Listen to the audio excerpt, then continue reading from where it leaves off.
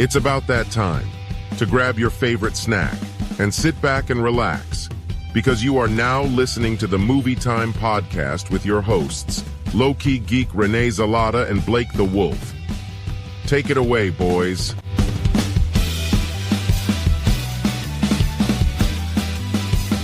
Hey, what's up, everybody? It's time for another week, another brand new episode of Movie Time. Got myself, Rene Low-Key Geek here, and my buddy Blake the Wolf. The Wolf. What's going on, dude? What? No, my name is Rene the Low-Key Geek, and I'm on Earth 42. I'm Blake Wolf, the Wolf. Yeah. Wait. I'm Earth 8105. Oh, okay, that makes. I thought you were Earth 616. Okay, Yeah. Now it all makes sense.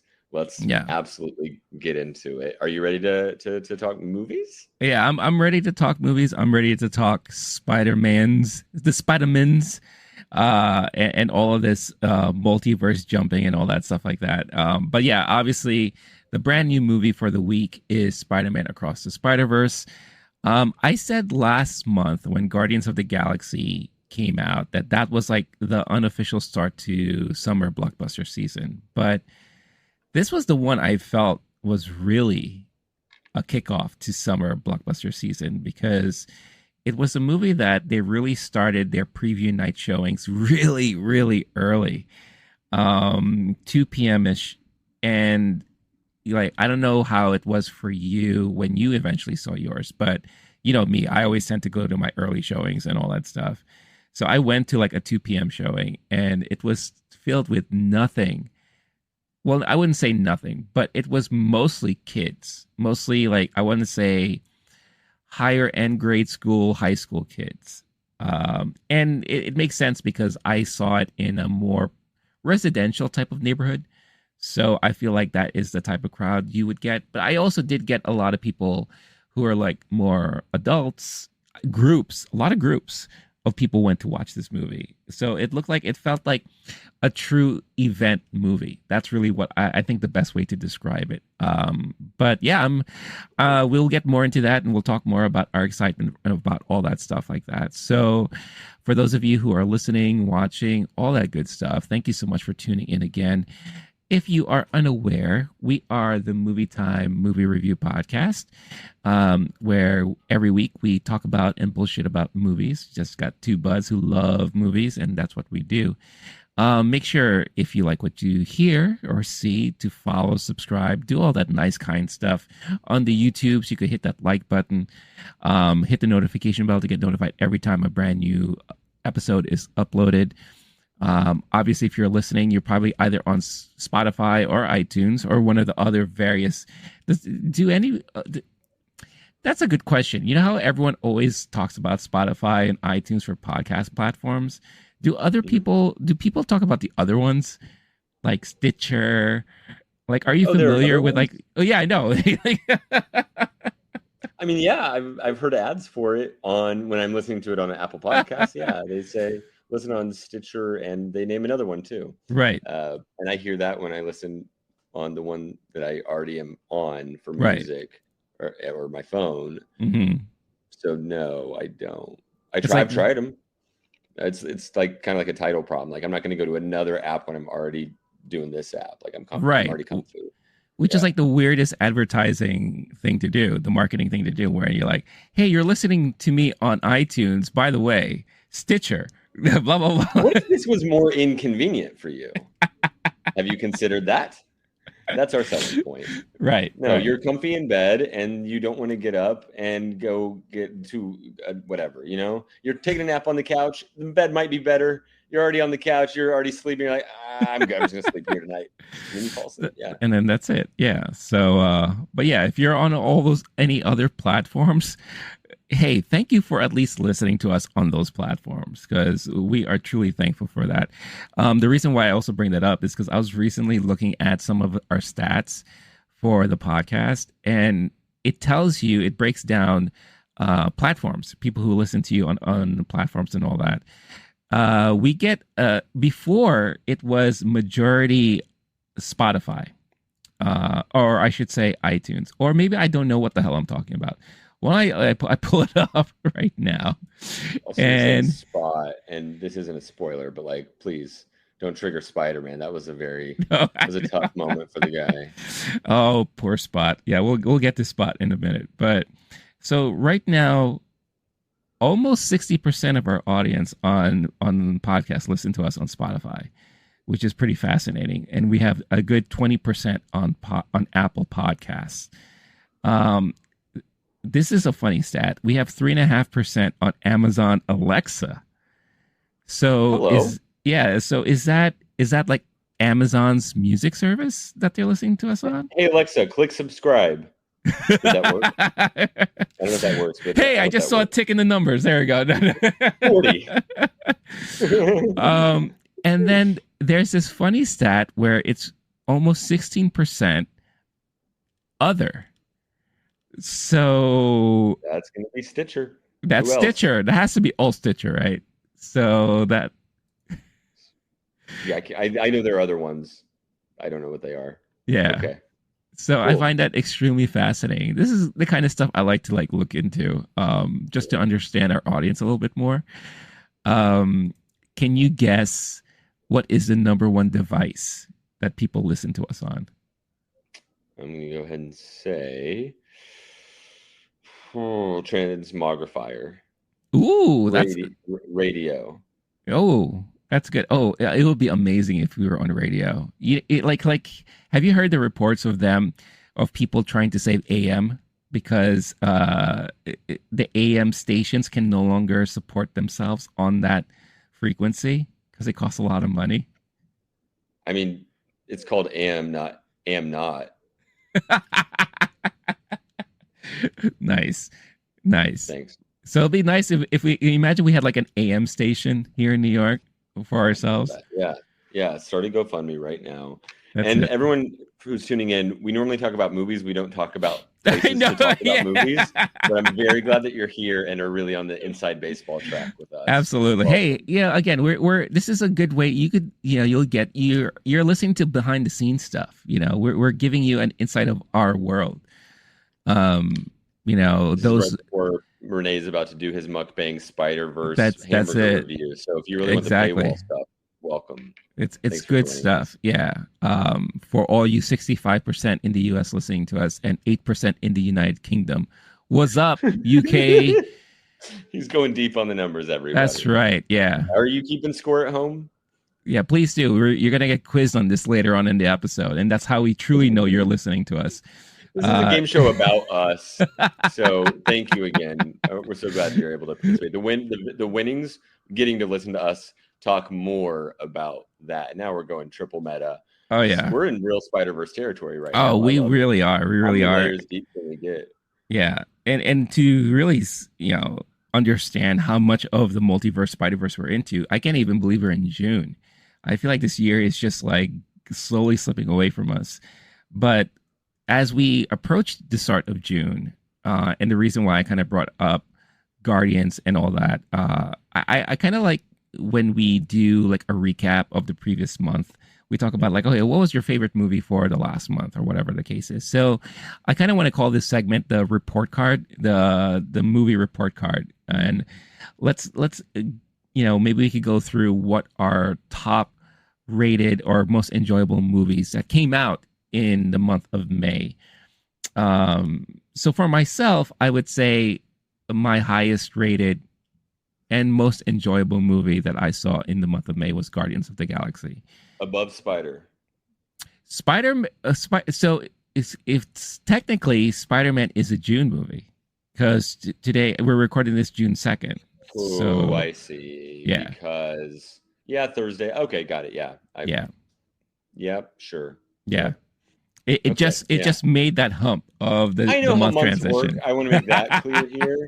Next episode, we're going to get behind the scenes on like how well we know our months. That's right. Be like our own little game show. How do we read calendars? Like what? I was going to give you a really hard time for the record if you were like, oh yeah, Little Mermaid, Spider-Verse, and Guardians of the Galaxy. I like the IP where it's the white guy taking the role meant for a white guy. I was going to give you just a little bit of shit for that. You can give me any kind of shit you want, so you know that. You have carte blanche. I'm so tempted to give my top spot to Little Mermaid.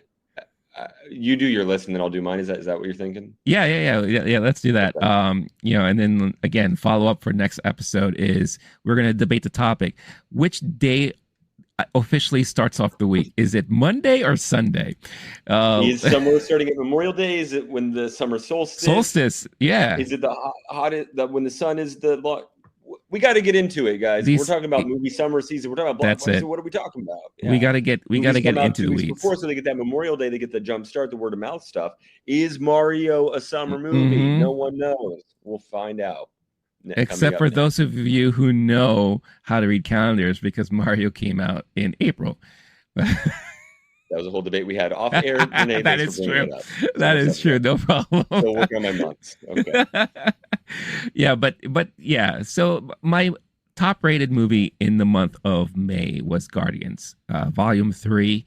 I gave that a 5-star rating. I still have yet to go back and rewatch it, because I've just been busy with a lot of stuff. But that is a movie, the first movie of the year that I felt I needed to rewatch, because that movie was just so enjoyable. And then second, it's a tie. No, it's not a tie. So it is Little Mermaid, with my 4-star rating for Little Mermaid there.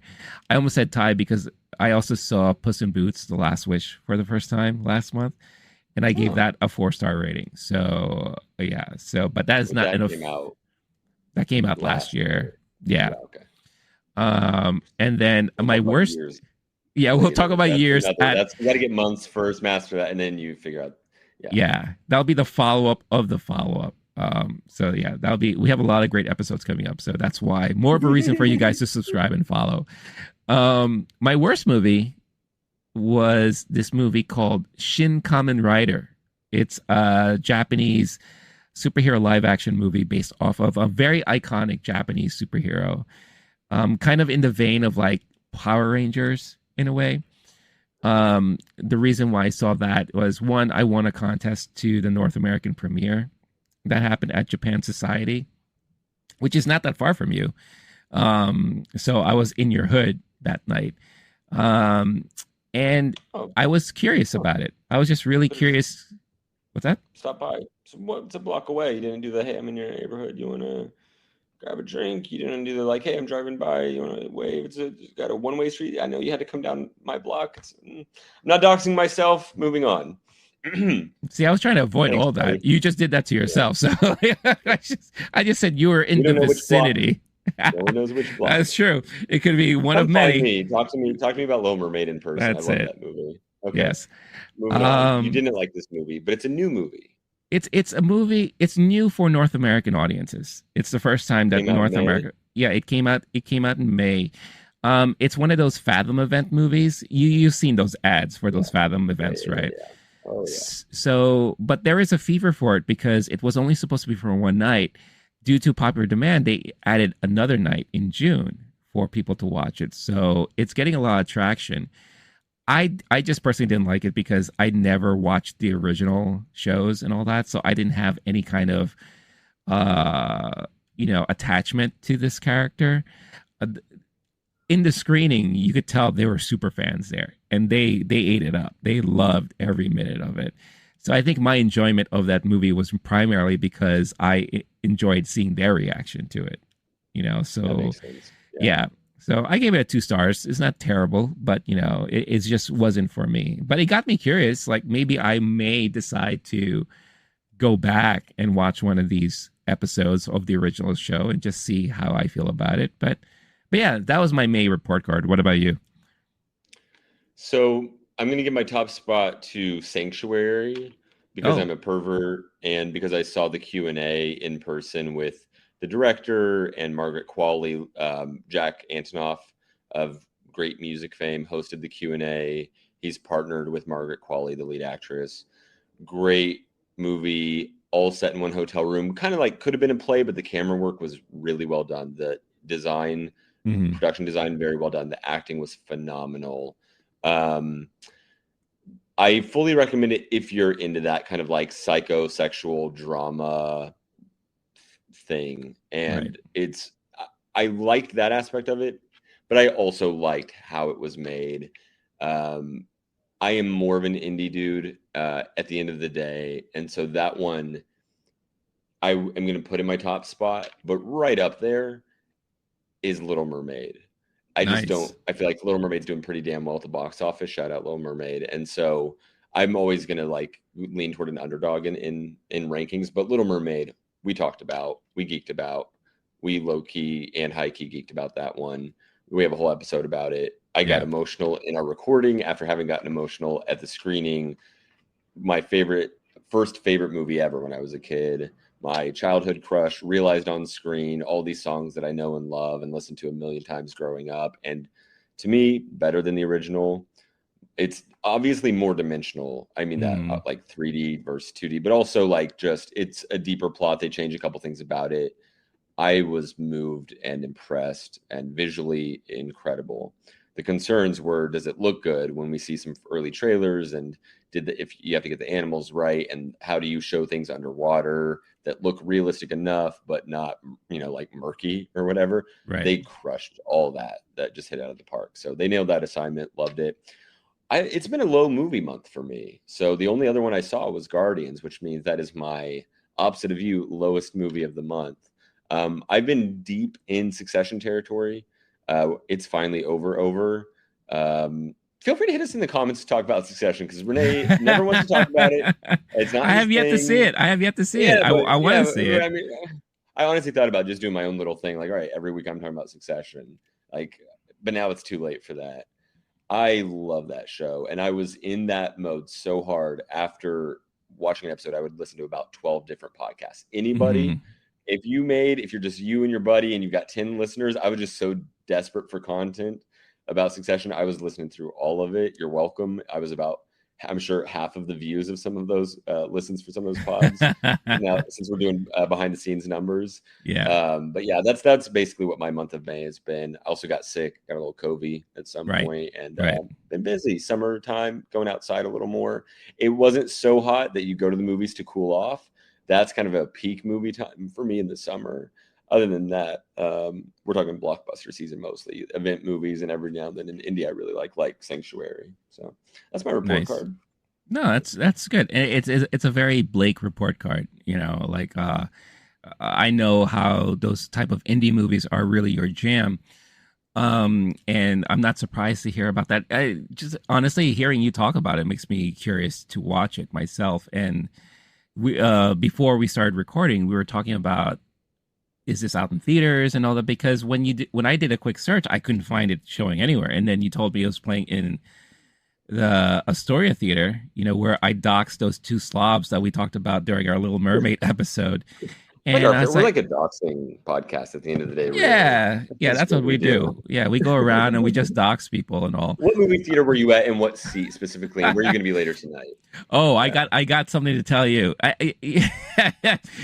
I'm more and more convinced we need to do a special video or episode where we just talk about all of our annoyances of all types of people that go to movies, because there's like a laundry list that we have, because there was, we'll get into that in a little bit, but I'm so curious to watch that movie now. And a movie that we talked about briefly before recording, another one that kind of came out that it's been getting good buzz, especially in the indie realm, is You Hurt My Feelings, the A24 movie with Juliette Louis-Dreyfus and all. So I obviously there's some movies I personally want to catch up on.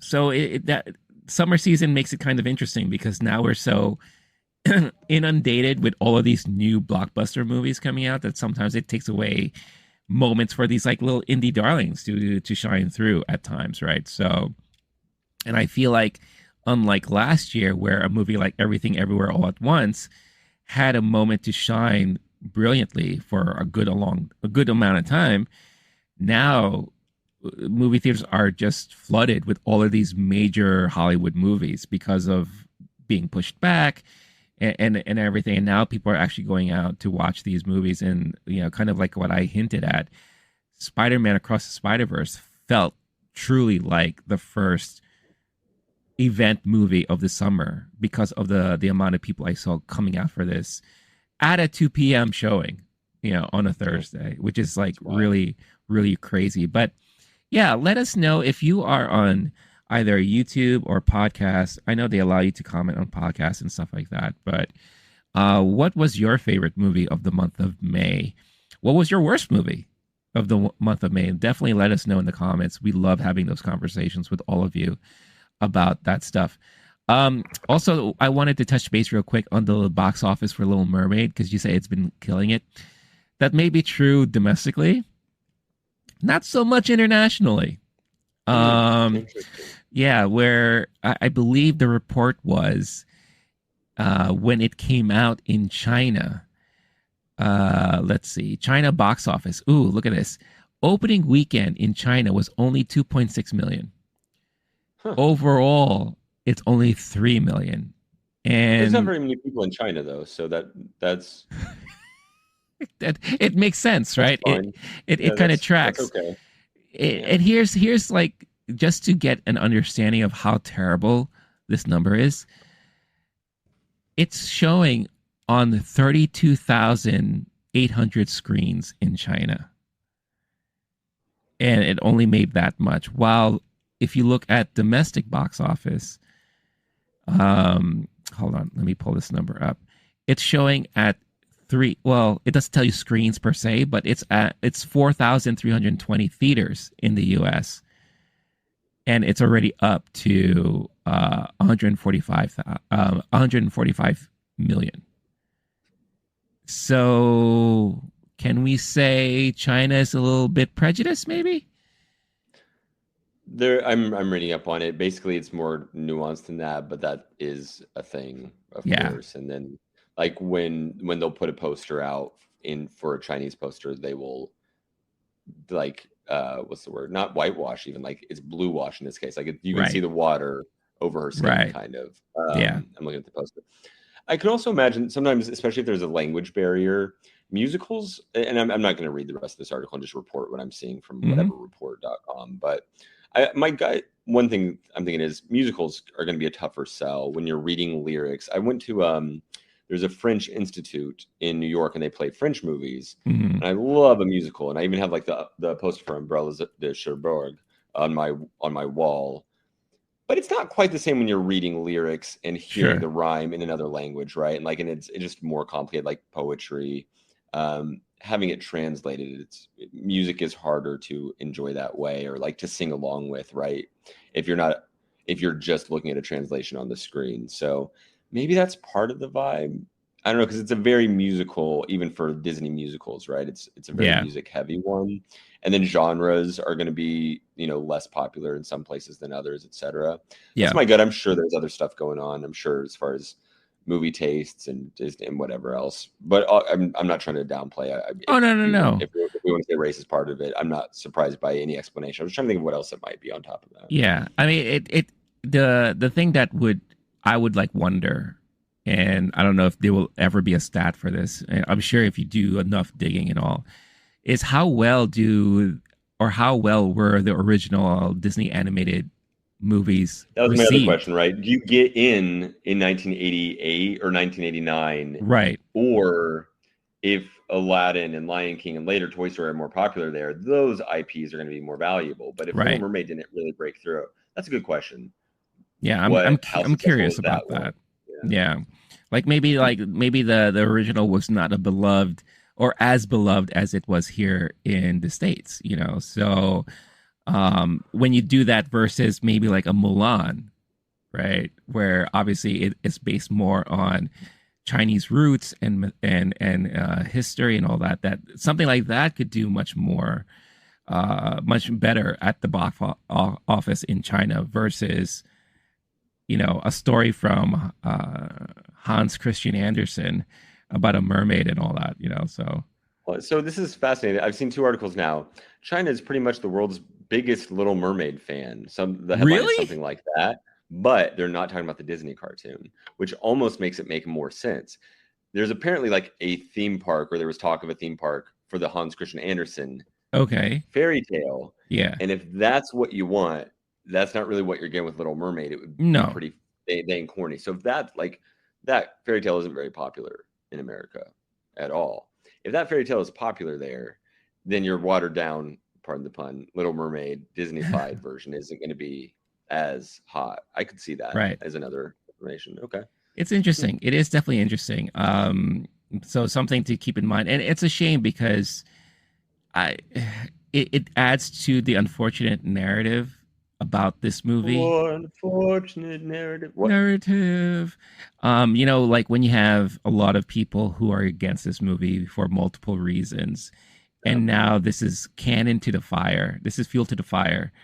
Like, see, we told you. Like, no one likes this movie. No one wants this movie. Yeah, it's like, come on. Like, you did the Adam Sandler voice for these idiots. Yeah, that's hello. Hello, we need Swan. To Sandler voice. Yeah, exactly. It's a fairly problematic voice. You just take it and put it on the jerks. That's it. Yeah, haters, the racists, and the Nazis, and use his voice for that. Yeah. Yeah. No, that's what I heard in my mind, in my head, when the two slobs kept talking throughout the movie. I was like, did you see that? I would have downloaded that song on Spotify. You're really good at doing Adam Sandler's impression. Oh, thanks. Speaking of slobs, let's talk about Spider-Man. I don't know what kind of transition that was. But yeah, Spider-Man Across the Spider-Verse. This is the sequel to the movie that came out in 2018. Very well received movie when that first came out. I think it's safe to say that this movie really defined a new generation of animation because it introduced a lot of things that I feel like a lot of studios didn't think about, and that's basically blending different styles of animation into one film. We can't say introduced, but we can definitely say it popularized it. It popularized it, yes. You're right. To mass audiences and said this can be successful. You don't have to keep doing the Pixar eyeballs for every single damn animated movie out there. And we've even seen it in the last couple of years where some Oscar nominees are doing this, and Puss in Boots did this, and the Mitchells versus the Machines might be the title of it. Yes. A couple years ago. We've seen it now take off because this was so damn popular. It convinces the money makers, and hey, we could spend some money on a more interesting art project of an animated movie. Yeah, and it shows like the amount of care put in an animated film. We're seeing that also in the upcoming Teenage Mutant Ninja Turtles movie, where they're using the same kind of like dropped frame style of animation, where everything is like, you could see like there's this hint of choppiness and all that. So it definitely did a lot of that to kind of pave the way to popularize this type of animation style. But I think on top of all that, it also introduced us to very first Black Spider-Man, which a lot of fans were waiting for a very long time. And it introduced us to just a different version of the Spider-Man mythos that I think people who are fans of the comic book are already familiar with, but general audience were not. And it was just a really well done movie. It was definitely one of my favorite movies of that year. For a while, it was probably my most favorite Spider-Man movies until the more recent Tom Holland one, Far From Home, came out. Is it Far From Home or No Way Home? No, No Way Home. With Coming Home. Who's home? Home is where the heart is. Honey, I'm home. It's Spider-Man. Yeah. That one? Yeah, that one. That's the one. Honey, I'm home. It's Spider-Man. Spider-Man 3. And then this one comes out. So this movie has a lot going for itself. Obviously, it's a sequel to a very popular film. It is also, from what I know or what I believe, it's the longest running American animated feature film to ever come out, clocking in at 2 hours and 16 minutes.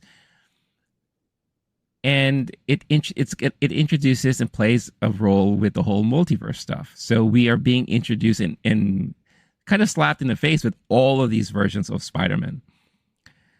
And I loved every minute of it. It was so fun, so entertaining.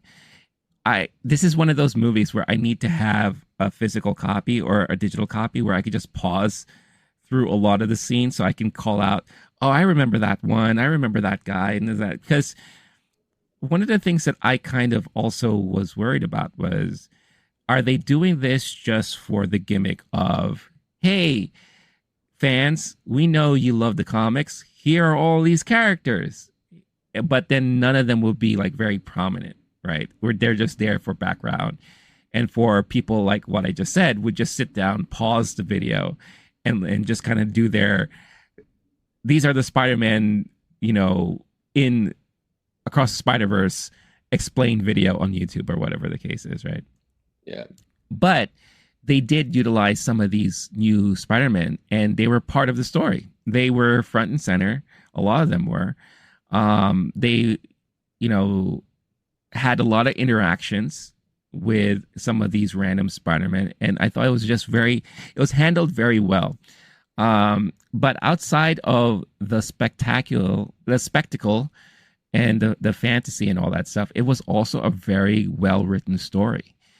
It definitely continues from where we left off in the first one, but it dived more into the Gwen Stacy character, and also the Miles Morales character. So they really focus on two in different ways, where Gwen is looking for a place to belong and trying to find her meaning of existence and all that, family.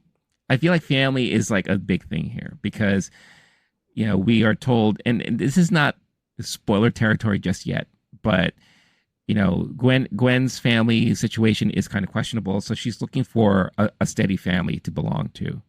Miles already has a family, but he is struggling with protecting that family and knowing how to, work well with that family he already has, while still opening himself up to the possibilities of expanding that family, right? So you're dealing with a lot of that stuff here, and it's done so well. There are a lot of times where I felt very emotional because of the subject matter, because of things that were transpiring. There was a good amount of laughs too, a lot of good blend of comedy in there. But at the end of the day, it was one of those movies where when it ended, I was actually surprised that it ended. I was like, wait a minute, we're stopping here? The Fast X response. Yeah. Yeah. It was exactly how I felt at the end of Fast X. I was like, we're stopping here? That's exactly how I reacted at the end of that movie and this movie. But without spoiling anything and talking about why that is, it was one of those movies where even after the 2 hour, 16-minute mark, I was ready for more. And I could have easily sat through more if they were to show us more of that. But I really enjoyed it. This is, again, when I say Guardians of the Galaxy is the first movie of the year that I want to rewatch, this is the second one. This is the one that I really, really want to rewatch again. What were your initial thoughts of the movie when you watched it there, Blake? Yeah, so I saw it just like a normal Thursday evening showing, very full theater, not 100%, but as close as you get, just under that. Crowd super loved it.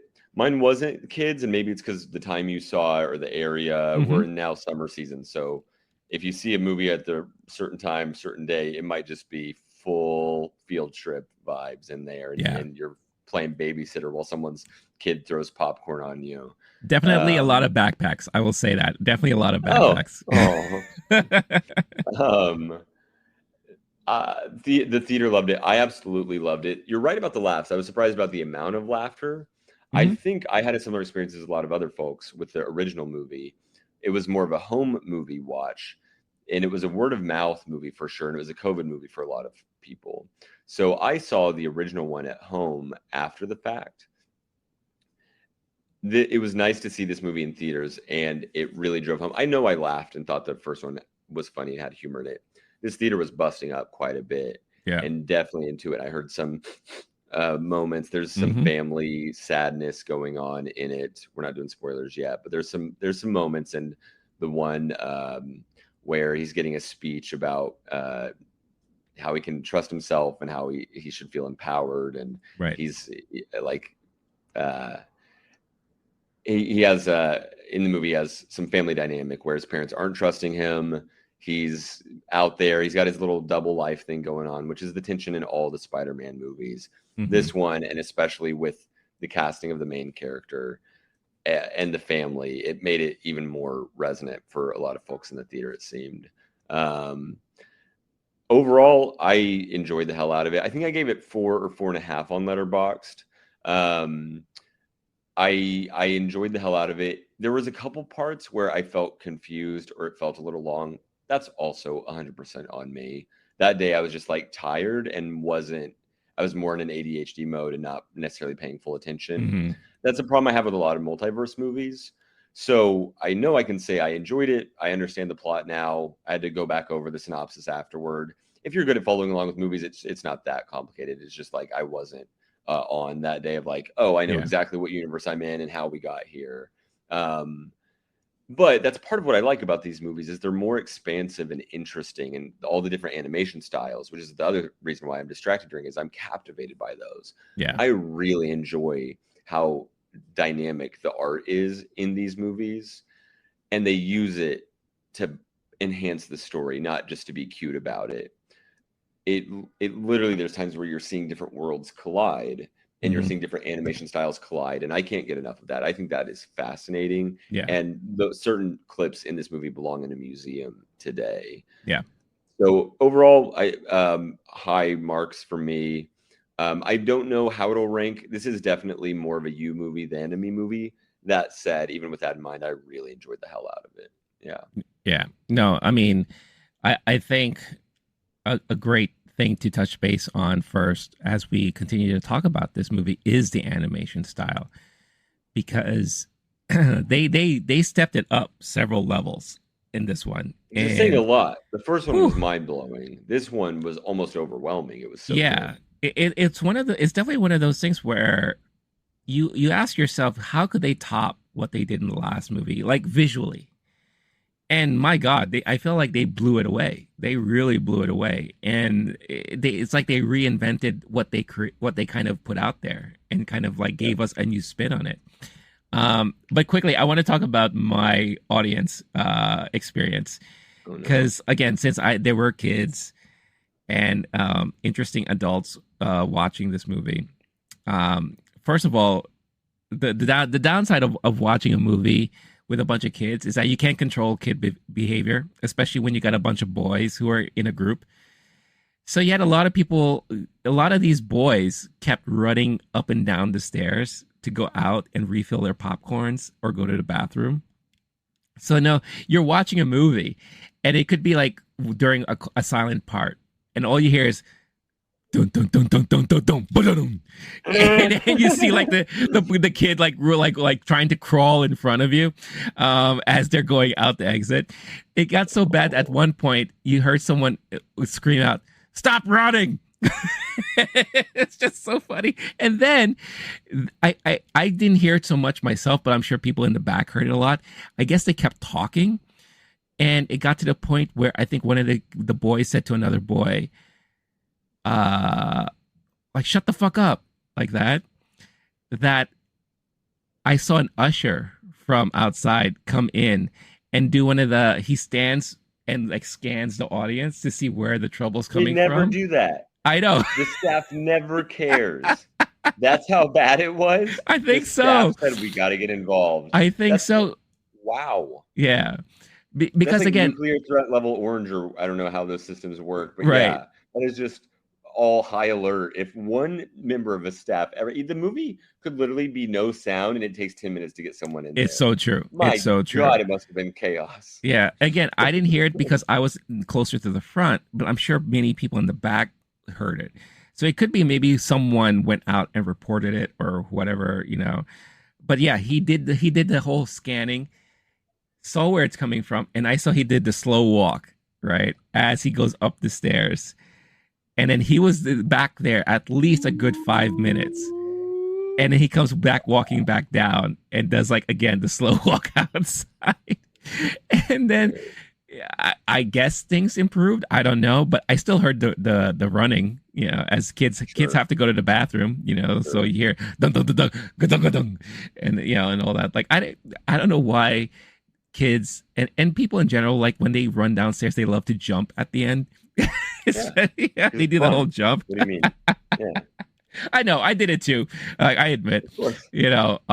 but yeah, that's like the worst place to do it is in a movie theater because like you hear every vibration, you feel every vibration and all that. And then the next experience and probably the worst was there was a group of adults behind me. I think there were like 3 or 4 of them. And it wasn't so much that they were talking through the movie, but I felt like after every important line, one of them kept repeating it. So let's say, for example, there is a dialogue between Gwen and Miles, right? And Miles says, I can't do that because of my mom. And then I'll hear, he can't do it because of his mom. Bro, that'll ruin. I like to go to comedy clubs and people do that. And I've been with someone. I had to be like, hey, it doesn't help. You don't have to repeat the last thing. Right. It's kind of like, it's almost like you're in church. You're like, amen kind of thing. Right. Like, people think like it's like reaffirming it for them. They're like, yeah, that's really good, but do it in your head. Right. In our theater etiquette episode, when we go hard, that'll be one of the things. That has to be. Yeah. Keep the thoughts in your head. It just has to be in here. Like I understand if like a or ha, nice, right, or something like that. Sure, but repeating the actual line, it distills the power of the line. Absolutely. Now I no longer have the line in my head and the emotions of that. I have the person behind me saying that in their delivery, and they're like, "Oh, that was really deep for them. I wonder why." And now I'm thinking about them and not the actual movie. Right. I'm glad it was powerful for them. It's now half as good for me. Great. Right. Cool. Yeah, and then again, it just now you anticipate it. It gets to a point where I was hearing it so much that I was anticipating it. Especially during a very important scene or dialogue between 2 people. I'm just waiting for okay, here comes the recap. Here comes the recap, and then it happens, right? Or understanding who Miles Morales is and who their family is. He is what do they call it? There's a term for it, but he is mixed Hispanic and African American because his mom is Dominican and his dad is Black. So his mom tends to speak to him in Spanish or Spanglish, right? So there are a lot of moments in this film where she's speaking to him straight up in Spanish. I guess one of them spoke Spanish because they translated everything she said to whoever they were sitting with, which is fine. Like, I get that. It's like when you're trying to explain something to somebody, sometimes it's necessary. Do it in a lower voice, though. Not so much. So options. One, the movie creators decided not to put subtitles on there. Right. I'm fine with that. Yeah. There's sometimes where that can enhance the story. There's other times where it's like there's a bit of a politicization happening. Like, it's okay, you don't have to speak Spanish. And it's if it's a crucial line, I bet you what, that would have been in a language or subtitles that everyone would make sure that they heard if you needed it. The next option, I make a point of it, and I'll like kind of like do this thing, bring the person up to the ear, and then block the hand, and then exactly.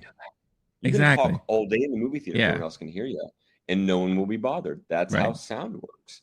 If you're doing loud translations of the thing that's happening on the screen, if the teacher didn't call on you to say, "Hey, can you stand up and explain this to the class?" Right. It's not very difficult, and sometimes you have to repeat yourself because you want to make sure no one else can hear you, and you might, and they go. And you go, and as long as at least you're intentionally doing that, even if the person in front of you can kind of hear something, they're like, oh, they're not going to ruin it. Like, I'm not currently feeling like my movie theater experience is under threat. Right. So, yeah. So, there are ways to do it. Obviously, you and I know because we've done it. We've had to like explain something to somebody, but there's ways to do it where not everyone in the row in front of you can hear you. And I feel like this person or these people didn't understand that. But yeah, the one that got me the most was the recapping, because it wasn't so much like also the dialogue recapping, but it was also some visual recapping too. Oh no! Yeah, oh, yeah, like oh, no. What's a great example that I can give that's not so spoilerish? Okay, so you've seen this in the trailer when Miles has to leave the meeting with the teacher or with guidance counselor. Because he sees the enemy outside still trying to steal the ATM machine. So he sees that. He's like, oh, I got to go, but this and that. And then I hear behind me, the guy's still trying to steal the ATM machine. I'm like, what? Just like, yo, what's with your luck with the commentary, dude? That's awesome. You get free commentary. I know. Windows at a movie theater. I know. And I didn't have to pay extra for that. Yeah. Oh, wow, that's really nice, dude. Yeah, it's fascinating. But yeah, so that was kind of like my experience. And again, these are things that we'll definitely bring up whenever we do our special movie theater etiquette episode. But yeah, let's quickly jump back to the animation style and all that. So I think one of the cool things that really stood out here, like I said, they leveled it up like tenfold in this one, was I loved how whenever they centralized the universes they're in, and just a heads up now, we are spoiler talk right now, so anything's a go. So if you haven't seen the movie yet, definitely fast forward through all of this stuff now, because we are gonna just let it all out, hang loose, all that stuff. But whenever we're introduced to a new world, each world that we're introduced to is in their own animation style, which I thought was fantastic. When we were in the Gwen Stacy universe, everything was kind of like watercolor. It was like very, very nicely done, various shades of color, not always precise color. You know, it was very more artistic. Yeah, and that kind of explains more of her background, because she is a dancer and all that. So she's very the artistic Spider-Man, right? And then obviously we go into the Miles universe, and everything's more like graffiti inspired, you know, city vibe, all that kind of type of art. We're introduced to this new character, Spider-Punk, which I think is probably one of my favorite ones. Fun. Where, yeah, he's from England, he's from the UK, and everything is like a cover of the Sex Pistols album. It's like, you know, letters, like all ransom note letters, and like paper cutouts and all that. And it's layered over him in multiple versions. And his humor and the way to display him is also very British. So it's so interesting and funny how they paid so much attention to that stuff. I read an article recently where it said just to get that look and his animation style, it took them 2 years to work on that. And I was just like, wow, if you have a group that is animating one character and it took them 2 years to finish all of that work, could you imagine all the other groups working on all the other characters in this movie? You know, it's just mind blowing to me, the amount of dedication and this is, at this point, it's passion and love in doing what you're doing, in caring for this film and this universe. And I love, like, we were introduced to a version of Mumbai where we get introduced to the Indian Spider-Man, who is actually, like, they did a comic run of this character in the comic books. So he was one of the characters I was really, really interested in seeing how they were going to portray. And he was so entertaining, so fun, very vibrant type of personality and all that. What was your favorite? What was the one thing that you saw that you're like, wow, this is fascinating? Okay. We're spoiler. Donald Glover. Yeah. Yes. Thank you. They went 3D or whatever you want to call that with it. And I was like, of course you have to. And of course it's Donald Glover. Yeah. Mind blown. So happy. I love his music. Love the show Atlanta. Fan of his since Community. Like, fuck yeah. He's the actor. It's like him, or like you could almost do Lakeith Stanfield, but that's too weird. Like, it's Donald Glover's the person you do for that. I honestly was so taken aback. I didn't quite understand why it was happening. I was just happy. Oh, I'll explain it. Okay. Yeah. So that was a great callback to, I believe it was Spider-Man. Which home are we in this one?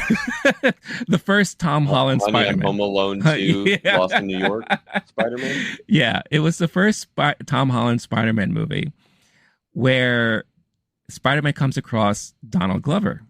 And he mentions that he has a nephew who is around, who's a big Spider-Man fan and all that. So in live action form, this is Miles's uncle.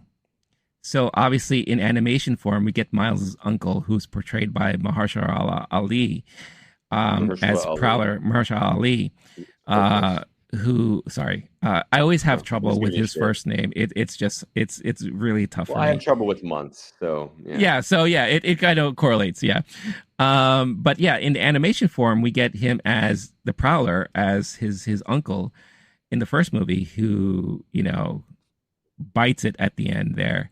But we get another version of him in this movie that he comes back. But I loved how they, this movie, not only in animation style, but they mixed media. It's like a mixed media type of movie where we had Donald Glover in the animated world, and the reason why we see him is because in the Spider-Man, the Spider Society universe where Miguel O'Hara lives in, what they do is that they seem to have rounded up all of these villains that were picked up because they were connected to special events that happen in each of the universes that they're in.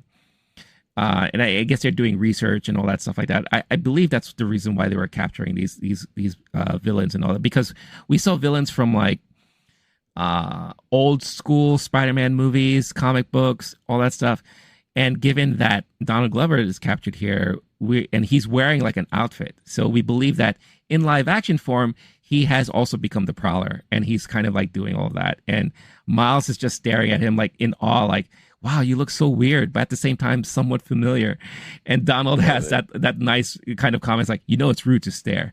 I thought that was like really, really funny. Yeah. Thank you for the background. That makes more sense now. That was maybe my favorite Easter egg, if you will, in the movie. Yeah. Not sure Easter egg's the right term, but yeah, like little hidden gem. Yeah. That was fun. Yeah, a lot of fans, I think, of the Spider-Man series would die when they see that.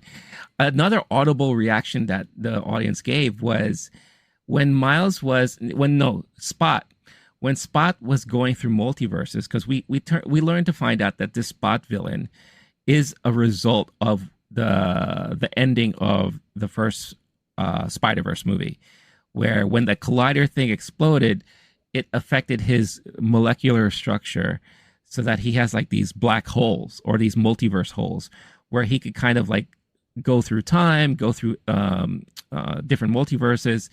And in understanding that he can do that, he learns that he gets stronger the more he goes and transverses through all these multiverses. So we see him going through all these multiverses, and he goes into a live action universe where he talks to that Asian convenience store lady who is the same lady in the Venom movies.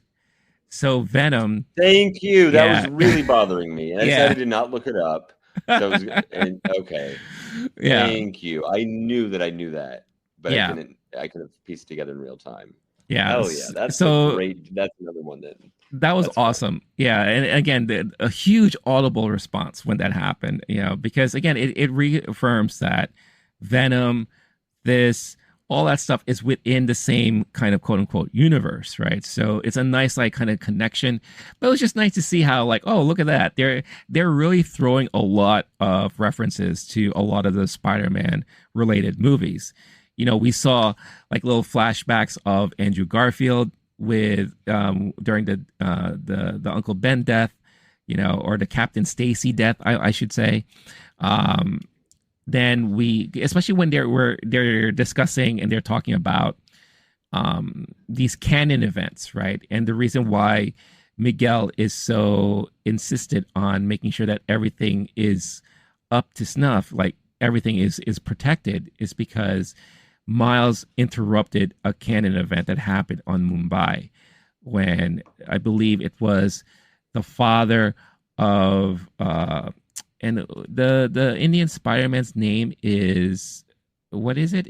I literally just Pavel. And I have it. I just want to watch you try to think of it. This is really fun. I'm messing with you. I don't. Yeah, I'm yeah.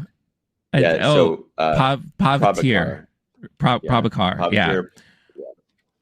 Yeah. Again, great character, but his girlfriend in that universe, his dad is a police officer, and he was saved by Miles, but in reality, he was supposed to die, because the whole idea is that every Spider-Man from any universe that they're in has to have these life-changing events that helps push forward the character. In the original Spider-Mans, we always know that Uncle Ben is the reason that pushes Spider-Man and makes him become the person that he's in. The death of Gwen Stacy's father in the Andrew Garfield Spider-Man also kind of helped push that narrative and all that. So the reason why they're so protective of that is because it helps create that person and maintains that universe that the Spider-Man belongs to. So with Miles saving this guy, it kind of breaks all that. So as they're kind of explaining all of that stuff, that's how we get a lot of these revelations of this is why you're supposed to do that, this is why you're supposed to do this, and everything like that. So it was just nice to see how they blended all of these universes and how each universe has and maintained their look and feel. And of course, we see that with all the different versions of the Spider-Man too. How the Spider Bite, who is just like AI generated version of a girl who's just at home on her VR set and all that. Like I thought that was really cute. And the animation style kind of reflected that. It kind of looked computer generated, right? It didn't look hand drawn or anything like that. So it was just amazing how they were able to really blend a lot of these media, this forms of media into this one movie. And I just found that the minute you saw Vulture in the museum and he looked like a paper mache or just like a bunch of like the old Renaissance paintings or drawings, like just how they were able to maintain that type of animation style. I thought that was so brilliant. So yeah, the animation style is definitely something that blew my mind, and that alone made the movie amazing. But outside of that, like we mentioned before, was the storylines. What was there? And obviously, you said there were some things that you found confusing and all that. What parts of the storyline were you kind of surprised about, or were you like, oh, I still don't understand where this is going and all? So I think it's twofold. One, the canon events concept, and then this is true as the MCU has gotten into multiverse stuff. Sure. Where you're watching things kind of collapse on themselves sometimes, and I trust and believe that they have their own math, logic, and science behind it, where someone can explain it to me. Yeah. But at the end of the day, what I really need is I think it's Infinity War or Endgame. No, I think it's Endgame, where they literally have Tilda Swinton showing a light, and this is this timeline, here's this one, and if this changes, then this is the effect. I need a visualization, essentially. Sure. So when it's all done through dialogue and someone's yelling out, no, don't do that, or else this will happen to that, I'm then having a hard time keeping multiple universes in my head at the same time. Mm-hmm. That said, one thing that helps with this movie is the different animation styles. Yeah. But also, at the end of the day, I'm okay with letting this one wash over me because it's so dense and such a rich text. Great storytelling, good jokes, great animation, all of that. There's so much to it packed in there. It's very clear that they took their time with it. You saying the 2 years, that's a long time, but it also looks like they took their time with this movie. Yeah. It doesn't look like one single frame was rushed. The casting, absolutely incredible. Just the art through and through, each person contributing to the film, very well done. And so what you then get is a very rich text and so many different things you could be paying attention to at any time. So because I'm not a plot-based person, I don't really need a plot to enjoy a movie. Some people go for the whodunit of it all. Are you frozen or am I? I don't know if I... Okay, you just stopped moving. Wow, that was impressive. Yeah. This is incredibly still. Wow. I'm listening. Focus I'm very level. intently listening. No, yeah. I'm glad. Okay. But, some folks go to the movie just for the whodunit. I want to guess the ending, the murder mystery, and those are their plots. They want the box, what's it called? The puzzle movie. I really like just experiencing things and each moment being disconnected, I'm fine with. Yeah. It's part of the reason why I like indie cinema the way that I do. And there's just certain genres that really work well for me and then ones that don't as well. So sci-fi isn't as much my bag once we get into this denser territory. If this movie didn't have all those other things going for it, I might kind of leave going like, okay, that felt like homework. I'm not sure I would go see another one. This was a special, highly artful cinematic experience, and was nice to see. And this one in particular, seeing it in the theater with a crowd who was super into it. Yeah. So sometimes you get that laughter, that knowing laughter behind you, and you go, oh, I think this is a reference to something. Now I get to appreciate it at another level, look it up later. Maybe I go, oh, right, that is a reference to something that I might have missed otherwise. But at least there's so much intentionality just in every single pore and crevice of this film.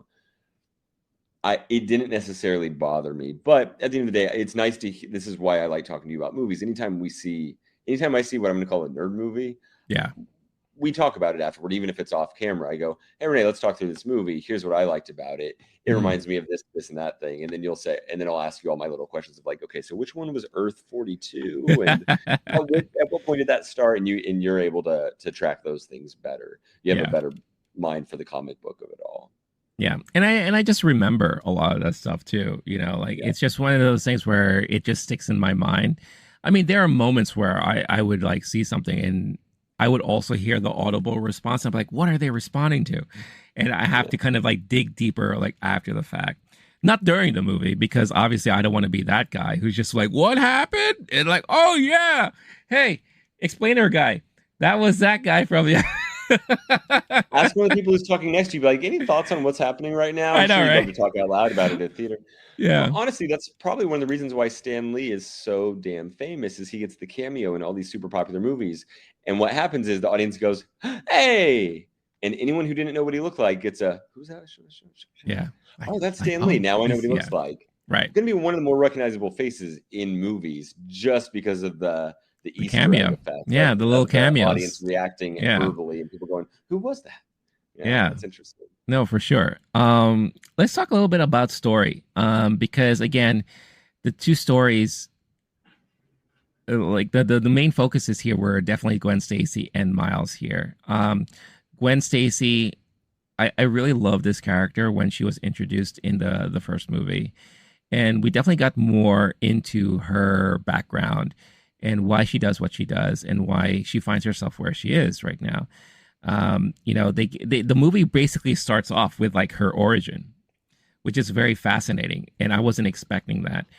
So it basically retells like how in her universe, it's her loss of Peter, which she considered to be her best friend, that kind of forces her to make her who she is. But then she has a rift with her dad, who finds out that she is this spider person and basically can't accept that, right? So because of that, she has to be on her own. And then when she gets this kind of like invite to join the Spider Society, she's like, wait, I could be with other people like me and kind of be with a family. Yeah, I need that right now because there's like nothing for me here. And she kind of goes off. And that's how she kind of reconnects with Miles, because she now gets the ability to kind of jump through multiverses to help Miguel with his kind of tracking down of this Spot character who is like messing all the multiverses up because of what they're doing.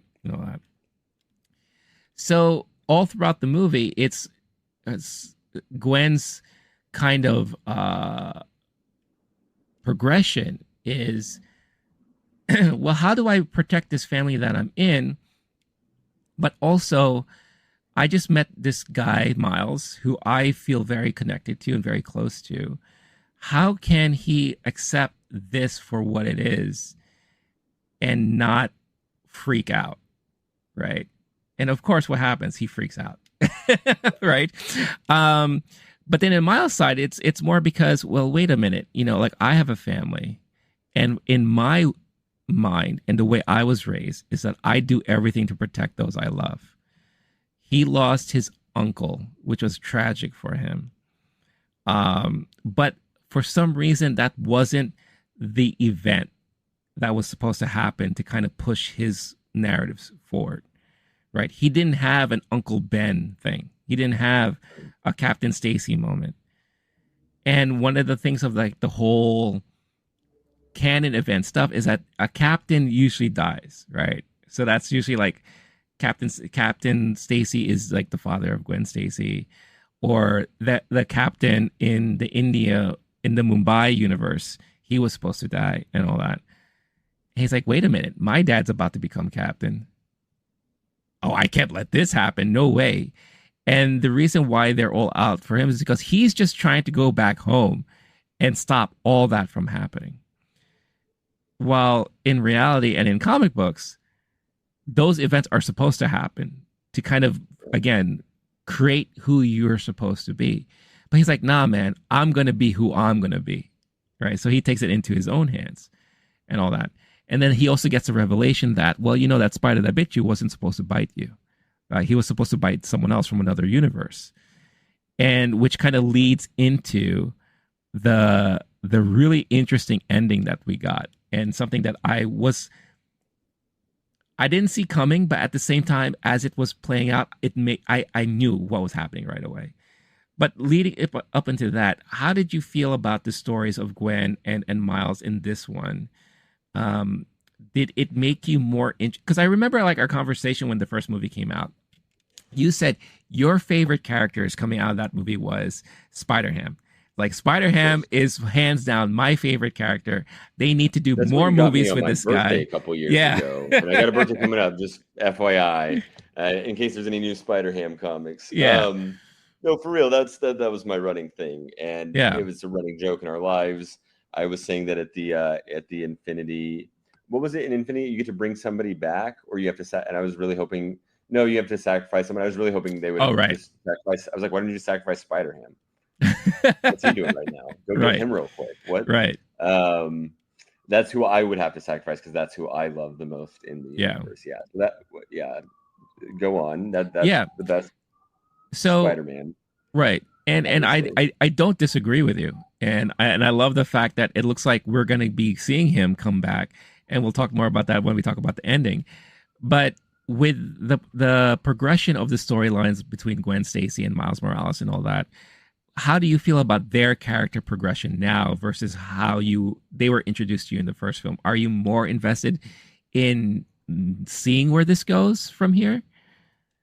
So I'm not really watching for that, but what I will say, there's a couple moments during the movie where I was like, are they going to make this the Gwen Stacy movie? Yeah. Is this like, Guardians? Is this the Rocket Raccoon? Is this the Gwen Stacy movie? And I almost thought because we're seeing that happen all throughout the MCU of now this character is going to take over this arc and this storyline. Mm-hmm. I was like, that would be really weird to sell it as the sequel with the same main character. So no way. They just featured her more prominently, and they might even be doing a volleyball, set Spike where they try to set themselves up to where in the fourth, fifth movie, you don't have to be as dependent on Miles Morales, or you could do a spin-off TV show, something. So I could kind of see them setting themselves up for something like that. As far as the When Harry Met Sally, can they be friends or are they destined for love? And the Jim and Pam, will they, won't they moments of it all, they didn't feel effective to me, but I also didn't buy into the reality of it per se. There's a moment where he's about to do the upside down. Shout out to the MTV Movie Awards from Tobey Maguire, Kirsten Dunst, the upside down kiss. That was Kiss of the Year in, I'm going to say 2002. I could be off by a little bit. Very important moment. I remember in middle school and high school, people were talking about that movie, and there were people saying, what I want will be the most romantic thing in the world is an upside down kiss. Upside down kiss. Like Spider-Man. It's a whole thing. Yep. They created a whole genre of kissing. Yeah. And they referenced it in this movie. The upside down kiss hadn't been doing so hot for the thousands of years before that, and now it's having a moment. They did a little reference to that. I kind of, no offense, I don't care. I like the action, the animation. Miles's backstory to me is a lot more interesting than Gwen's. I really liked our time in India a lot. I thought that character's comic timing, because if I recall, and I'm just doing it based off voice, so I might be wrong. I think it's the dude who plays the taxi driver in Deadpool, who has I think you're right. His own name, and he even had his own movie or TV show recently where he was the star. So here that comic timing. The first time I saw him was in Deadpool, and that comic timing is special. I'm going to pull up the casting just in case I'm not making some atrocious mischaracterization. I'm looking at it right now, and yes, he is the same guy in Deadpool. As far as what he's been in, he was in a Miracle Workers Dark Ages series with Harry Potter there. He was in a movie called 7 Days. Detective Pikachu. Yes, that's right. Yeah. But it is exactly the same dude. His comic timing is so good. He Very needs good. More opportunities like this. And this character, I could almost see if it was a smaller character, and then they were like, actually, this is really good content. The timing, the delivery, the jokes written for that character were fantastic. I think he and the punk one are the standouts for me. Yeah. I really liked Issa Rae's character too. These were all the punk dude. I wasn't able to identify the voice, but Issa Rae and then that actor Karan Soni. I was Oscar Isaac. I missed apparently. Jason Schwartzman was a fun one to pull. Brian Tyree Henry. I'm hearing his voice throughout. That's a fun thing about these movies is the voice casting. I'm looking at probably about 20 names that I know and are famous. Some of them more than others, but maybe even more than that. This cast list is wild. Yeah. That stuff to me is more interesting than the actual, like the romance side plot. Maybe I just didn't get into the chemistry of it because I'm normally a sucker for it. I was excited. It was cute. Like where they're doing the rooftop date and the mom interrupts them and they have this awkward tension moment and it's clear they like each other, but they're like, no, we're just friends. Like that stuff to me is really cute. That's not to me what if the story is hinging on that, then that's not the part that I'm most interested in. Gotcha. Okay. No, that's not, I get that. I understand that. But yeah, this, like we hinted on multiple times that this movie definitely introduced a lot of different characters to us. And there are clearly a bunch of standouts, like, again, the Indian Spider-Man by Karan, Issa Rae's Spider-Woman, I thought was very fascinating. Amanda Stenberg as the Spider-Bite, the VR version of Spider-Man. Daniel Kaluuya, that is Spider-Punk. Okay, I heard the voice, saw Daniel Kaluuya. I couldn't quite. Bravo. Yeah, very well done. Fantastic. Yeah. Which this is a dude who's multiple time Oscar nominee, Oscar winner, just going into Spider-Punk. Bless him for doing that. I hope he returns because his character was so enjoyable and again anti-establishment, again Sex Pistols punk of the era, of the 70s 80s, and kind of never wants to follow rules, and he says that all the time too. He's like, I don't follow rules, mate.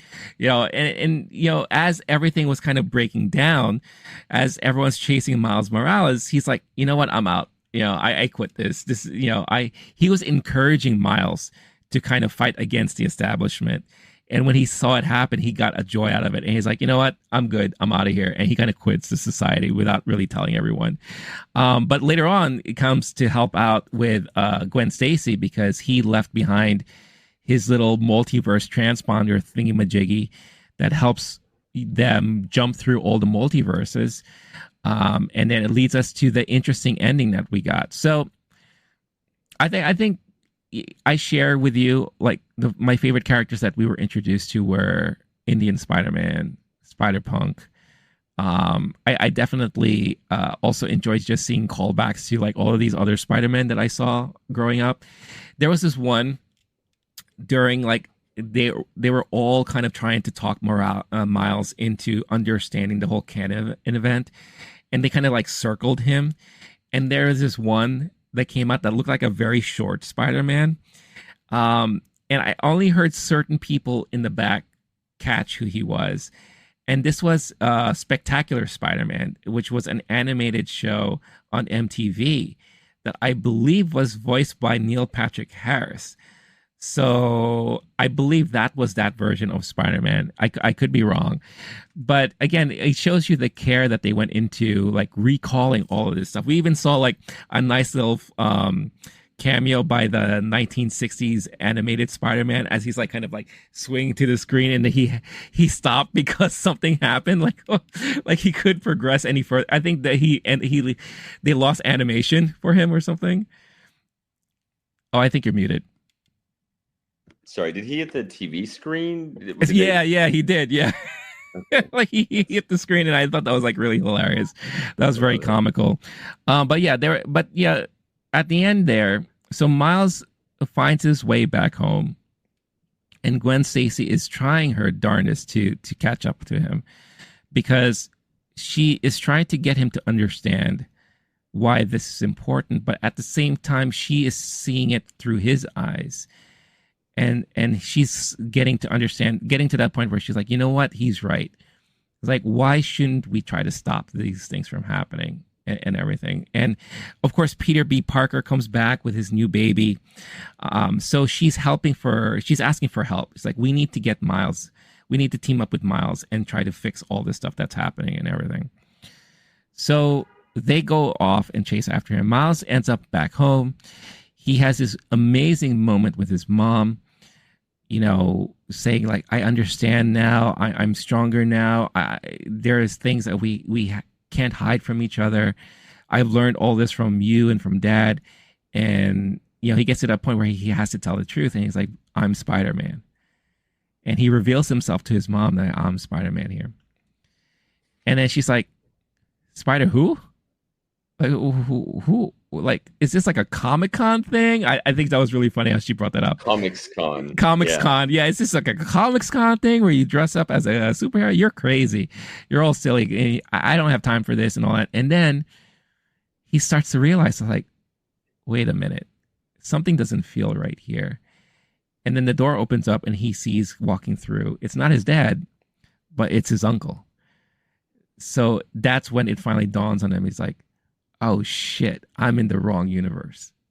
And I thought that was brilliant how they kind of like, they kind of tricked us. They did a twist where, oh yeah.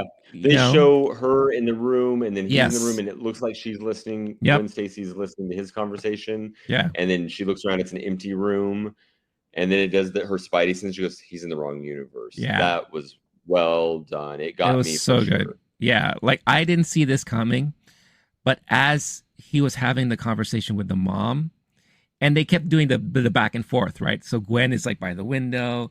Yeah. And you think she's listening, but obviously there was no one in the room.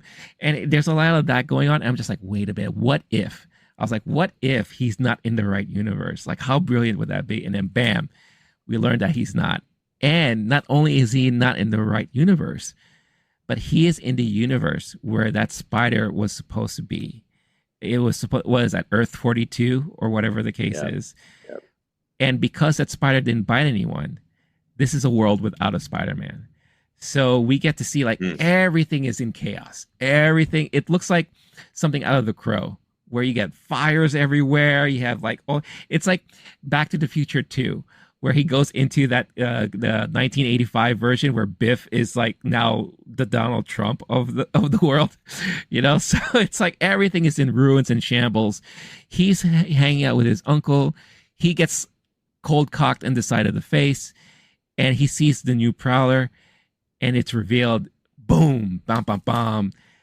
The Prowler in that universe is actually Miles Morales, and I was just like, what? This is where we're going with this? I'm like, that is so fascinating. That's like the best twist plot I've ever seen. I did not see this coming. And then Gwen Stacy is unfortunately in the universe where he's supposed to be. And she's like, fuck, I need to really get him, because he's in a world of hurt right now. This is not going to end well. And he calls back all of these, she calls back all of these people to help her out. And we get this nice ending shot there. Two nice ending shots where you have Miles and Miles going face to face, right? Brilliant. Stare down. Like, okay, what's going to happen here? And then you have Gwen Stacy showing up with her crew in tow. So we got Indian Spider-Man. We got Spider Bite, who she's teamed up with. We have, of course, Peter B. Parker with Baby in tow.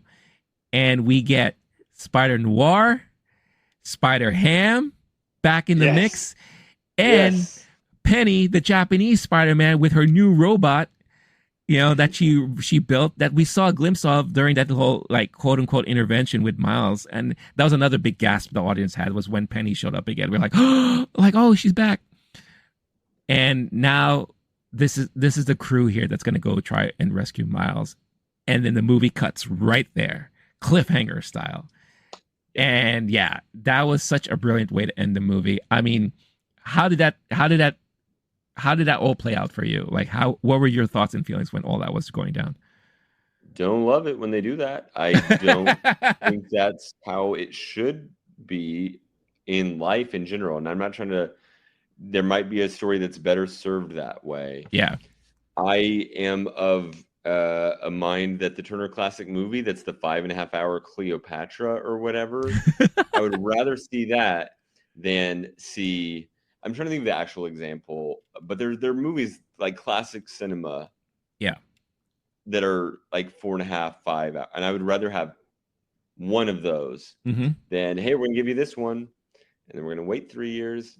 And then we're going to give you another one probably. Yeah. And if you die between now and then, you'll just never know what happens. And really, I'm not sure. Like I don't like that. In TV shows, I think it's a bit of a cop-out to end with a cliffhanger. Like a season, ending. Yeah, it's kind of BS. It's really, I think, I'm not trying to get too meta or philosophical here, but you're now showing the genre rather than the actual story itself. And so in this case, movies, that's normally reserved for TV shows, and a movie is normally a whole product, and it can end with some cliffhanger. In the post-credit scene, you show something and everyone gets to go, oh my God, now I gotta tune into the next one. But what I really like when a TV show doesn't know if they'll be renewed is they have a encapsulated story. If it ends there, that's okay. They don't want it to. That's not the perfect, ideal, bestest ending. So what you can do is do a little bit of a both. But when they just hit cut, gotta wait. How long am I waiting? Am I supposed to keep this movie on the front of my mind that entire time?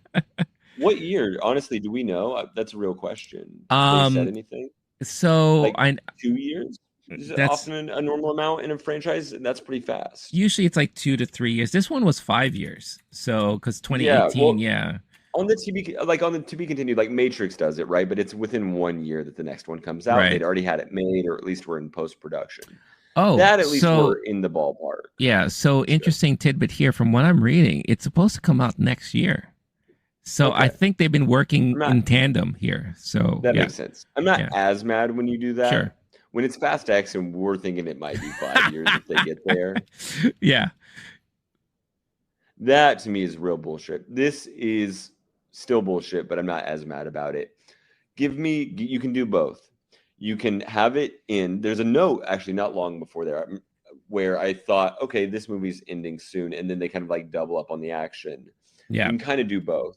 You can close it out and then make it clear the story is going to continue in the post-credit scene, set it up in a certain way. I think there's times in a TV show where the final ever episode is a cliffhanger, and that sucks. And now you have the problem where the audience is let in on the process and how it works. And they're saying, hey, we're a TV show and we'd like to be renewed. And that's how they're ending the show. Yeah. Not with any, and I don't care if it ends. I like it, honestly. And we've talked about this. We've had this little debate before. I like it when a movie ends without telling you what's going to happen next. Yeah. I don't like them ending saying, here's where we're headed and there's going to be a big fight scene and it will happen, but you got to wait a while. I to me, that's fucked up. It does do that, has the effect where you go, no way, they just did that. That's cool, but it's not a satisfying way to end the movie to me. I left the theater feeling a tad miffed, and I've heard other people having that reaction after Fast 10, and other times movies do this. It's just like, fuck me, I guess. It doesn't matter if I leave here happy, right? Yeah. You just get a little bit of it's a bit too much tease for me. Yeah. Yeah. So it's funny because when the ending of Fast X happened, I laughed out loud. Because for me, again, the movie itself is silly. It's ridiculous. And they ended it in that cliffhanger moment. And I laughed out loud because, again, I just thought it was so comical to me. I'm like, ha, these fools. This is how they're going to end it, right? And then they're expecting... Yeah, this is so ridiculous. And the fact that we're supposed to get 2 more parts to this crap, like, okay, well, good job, guys. All right, this is great. Here, when it ended, I was like, oh, I was like ballsy. I was like, this is a ballsy move, because you have people that are invested in this. You have people that are like so into this. Everyone I heard in the audience were just like, what? Like, you're going to end it here? And I think a lot of people were not aware that there was another one coming out. So like for myself, I knew that there were two parts coming out. Like this was supposed to be a part one. When this was first announced, they actually had part one in the title, and then they kind of removed it, and now they just changed the titles up. So like this is Spider-Man Across the Spider-Verse, and then the next one is going to be Beyond the Spider-Verse, right? So this was like Across the Spider-Verse part one when it was first announced. So I already knew that going into it. Were you aware that there was going to be another one after this before this movie? Okay. If I'd known that, I would have been a little less miffed. If I'd known the timeline, if they'd been part of the rollout the way they did with like Matrix 2 and 3. Right. But still miffed, but maybe a less so. Yeah. And then I'm having to like leave there being like, okay, deadinsider.hollywoodreporters.com. What's the deal here? Right. Yeah. So I could totally understand that feeling for those who had no idea that they were working on another one, and that was going to come out very soon. In a year. So that's not that bad. But I did think it was like a very ballsy move to end on that moment, because you are literally in a flux moment. Like everything's in flux. You have Miles, who looks like he's in big trouble. He's not in a place where he's supposed to be. It looks like there's really hardly any escape for him at that moment. I'm sure he could find his way out, but then how is he going to get back to his world? And then you have Gwen, who comes to the realization, is like, oh shit, Miles is not here. We got to find him. I think I know where he is, but he's going to be in huge trouble, so I need help. And you got this massive team that she formulated, which again, I think a lot of people like you were waiting for. Are we going to see Spider-Ham again? Are we going to see Noir again? Like Penny, all that. Like see these guys come back. Also, just because we haven't brought her up, Aunt May is now fully retired and living in Florida, so that's why she hasn't been a part of this whole thing, because she was a pretty massive part in the last one. But yeah, ballsy move. I personally I love it because it did create that anticipation where it's like, okay, now I really truly cannot wait for the next movie to come out. But at the same time, I also was like, I could easily have sat through another hour of this. Because that's just so how much invested and how much I was into this movie. And I feel like everyone else in the theater were kind of in that same wavelength, So, yeah, that's how the movie ends. And no post-credit scene. No additional scenes at the end. We just have a little said thing. The words, the little tag. Go ahead. I have a car alarm, so I'm going to be on mute. Yeah, I see. Yeah. Hey, the lovely things about living in New York City. But yeah, we just get a little thing that says, Miles Morales will return in Beyond the Spider-Verse. No date given or anything like that, but easy search online to see that it's going to be coming out next year. Hopefully it sticks to that release date, with the writer's strike and all that. Hopefully they don't have to do anything, any changes. And if the Actors Guild don't go on strike, because, voice actors are also that will affect voice acting. So hopefully things are going to be okay. We don't know yet. This is going to be an interesting year for all that stuff. But yeah, I truly, truly enjoyed this movie. I could sit here and talk about all the different cameos for days and all that. But it's just one of those movies where for the comic book fan, I think they're going to love and eat this movie up left and right. For the more casual fan like yourself, I think you're going to love this movie because of the visual aspects, the storytelling, the choices that the characters are made and the character progressions. I think a lot of that will resonate well for a lot of you out there.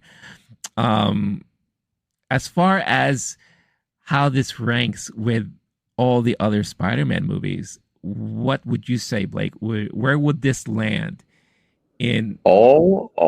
Yeah, like would this like crack your top 5? Like, yeah. Okay. Honestly, I love the Spider-Mans. That's like the big, I was in high school. I was talking about with the upside down kiss. Maybe late middle school, early high school. He said, doxing himself again. I hope someone listens to 82 hours of us talking about movies and be like, oh, now I know what month he was born. Right. I don't fuck with the Tobey Maguires anymore. At I all. think the Andrew Garfields are fine. I mean, they're fine. Yeah, sure. They were very, I mean, among the most popular, or sorry, Mhm. most influential franchises in cinema history, because there's an argument to be made that that's what's kicking off Sure. everything happening in movies the last 15 years now since Iron Man came out. Andrew Garfield's to me, fine. They were entertaining. Sure. Don't care. The Tom Holland's is great. Very well done, entertaining showbiz material. These might be my 1 and 2. Are there other ones I'm not considering that you're putting on your list? No, I mean, you could also, if you want, you could include like the Venoms and all that, but those aren't Nope. Spider-Man I'm centric good on that. movies. Thank you for offering. I Yeah, love Tom Hardy. yeah, Don't love Venom. It's fine. yeah. Those wouldn't make the top 5. I It'd be the didn't like 3 those Tom movies. Hollandses and these two is to me, it's a no-brainer. These might even be 1 and 2, just Okay. because the craft is so fucking high. Yeah. It's the same reason why I put Sanctuary above Little Mermaid on my little Sure. rankings earlier. I prefer a movie that is doing something, let's just say, more unique, more challenging Right. to the art form, more visually arresting and captivating, interesting, all that. Yeah. To me, these movies are pushing envelopes and boundaries that have, like, sure, they technically have been from some weirdo in a basement making, I'm sure, like some Danish cartoon that no one's seen, but like on a popular, massive level, to be this successful, this popular, and this fucking good is rare. Special. No, for sure. I asked myself this question after I saw the movie, and even on Letterboxd, I briefly talked about it. And I think I'm still riding so much on the high that I'm feeling from this movie that I don't want to kind of make that judgment call just yet. You But said it's better than The Godfather and Casablanca. You said that off I air did say earlier. that. You said it's the greatest movie Yeah. of all Mhm. time, and then you said recency bias, but still. Yeah, it's probably in alignment with Easy Rider for me, like this movie. Okay. Yeah, that's just how That makes good sense. this movie is. Godfather Part 1, 2, 3, no. Spider-Verse number 1 and 2, then Godfather 2, then Godfather 1. Don't forget Easy Rider. Yeah, Easy Rider goes in there because I love how people always bring up Easy Rider sometimes. It's like, oh, it's like Easy Rider. Classic Hollywood. Yeah. Golden terror, sad, yeah. Yeah, no, the golden age of Hollywood. But yeah, I right now the first Spider-Verse movie is probably my second favorite. With again, the last Tom Holland movie, I think it's No Way Home. Is my Home is where the heart is. Home is, honey, I'm home. No, it's Spider-Man. No way. No way, comma. Home. That one, yeah. Yeah. I know what you're talking about. Yeah. It's like Hey Arnold. It's like, no way. Home. Spider-Man. Wait, who plays Home in this movie? Oh, that's Daniel Kaluuya. I don't even want to know what the joke is there. Because I don't know. It's just a random guy. Yeah, it's just some random dude, you know.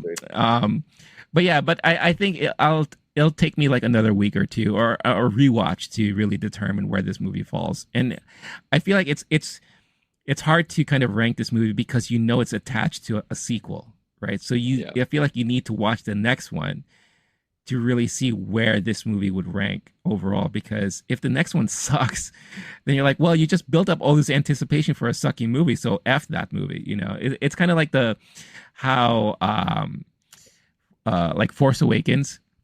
When Force Awakens came out, that's what I was trying to think of when people were big mad. Yeah, everyone was just like, "Oh my god, this looks like this is going to be great," and then you got the next two movies, and you're like, "F that." They were better, but nerds were mad about them.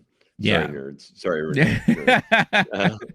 No, seriously, if it's anything like these last two, this will be a classic trilogy franchise. Up there with the best of them, especially for animated stuff. Like that's not a long list of classic cinema sagas. So we're talking Toy Story. Yeah.